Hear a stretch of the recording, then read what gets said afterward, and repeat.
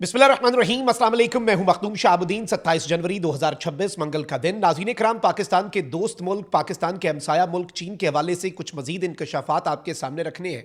उससे पहले दरखास्त यह है कि हमारे इस चैनल को भारत, अफगानिस्तान और पाकिस्तान मुखालिफ मुतअद्दिद अकाउंट्स की तरफ से रिपोर्ट किया जा रहा है। इस रिपोर्टिंग का असर ज़ाहिर करना आपके हाथ में है। इस वीडियो को लाइक करें, एक के बजाय ज़्यादा से ज़्यादा कॉमेंट्स करें और अगर हो सके तो इस वीडियो को मुख्तलिफ व्हाट्सएप ग्रुप्स में शेयर भी कीजिएगा।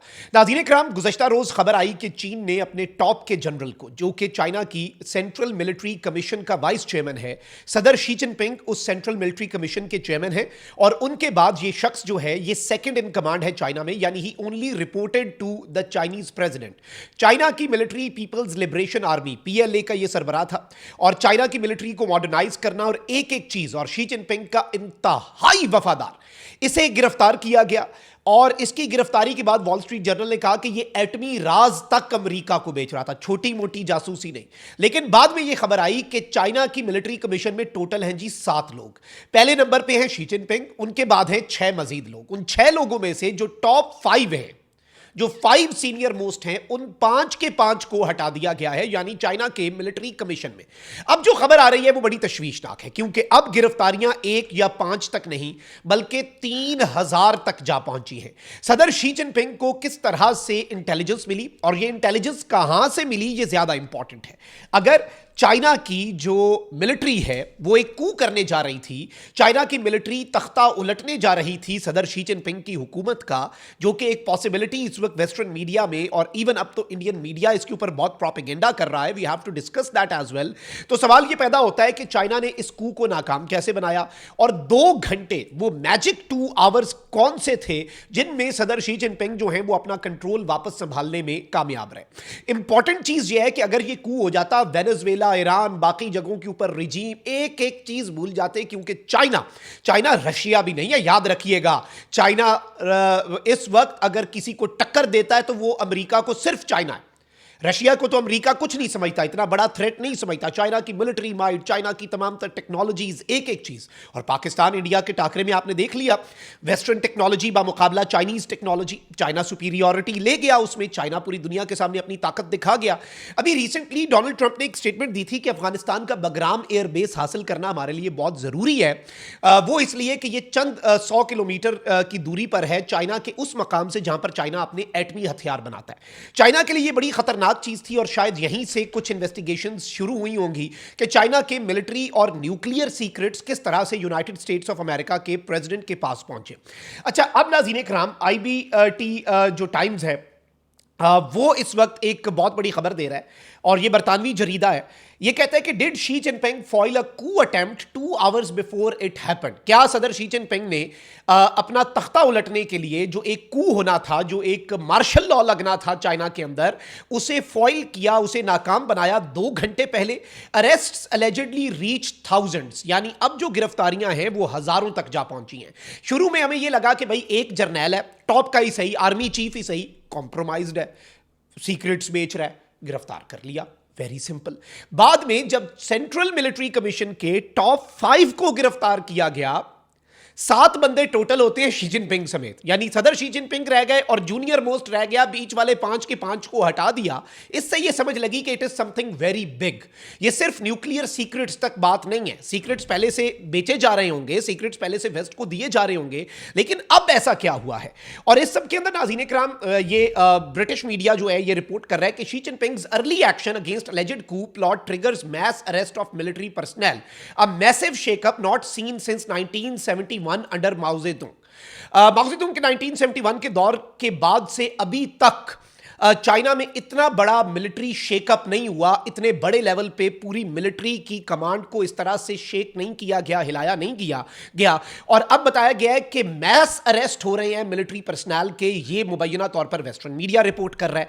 और शी जिनपिंग के बरवक्त एक्शन ने और इस सारी की सारी सूरत हाल में मैं आपको यह बता दूं नाज़रीन इकराम कि 3000 लोग जो हैं उनकी गिरफ्तारी का इस वक्त वेस्टर्न मीडिया दावा कर रहा है, including military personnel and their families. वो ये कह रहे हैं कि मिलिट्री पर्सनल जो हैं वो भी इसके अंदर जो मुलव्विस थे, अगर कू के अंदर वेस्टर्न पावर्स के वो आलायकार बने हुए थे। देखें, अगर अमेरिका को वॉल स्ट्रीट जर्नल के मुताबिक इनका टॉप का जो जर्नैल है जो कि यांग यूजिया जो है, ये अगर अमेरिका को सीक्रेट्स बेच रहा था तो ऑब्वियसली ये CIA का डबल एजेंट था और इस हद तक CIA की पेनिट्रेशन जो है वो बड़ी तशवीशनाक है। फिर इसके साथ ही साथ मैं आपको ये बता दूं नाज़रीन कराम के फर्स्ट रैंक जो चाइना की मिलिट्री कमीशन का ऑफिसर है, फाइनेंशियल टाइम्स के मुताबिक यांग और उसका फेलो जनरल लियू जेनजिया जो है वो अंडर इन्वेस्टिगेशन है।